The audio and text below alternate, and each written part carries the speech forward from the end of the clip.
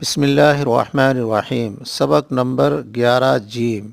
عبارت و طریق معرفت الموافقات والمباینات بین العددین المختلفین این قصہ من الاکثر بمقدار اقل من الجانبین مرۃ و مرارا حتی اتفقا فی درجات واحدہ فإن اتفقا فی واحد فلا وفق بینہما وإن اتفقا فی عدد فہما متوافقان بذلک العدد۔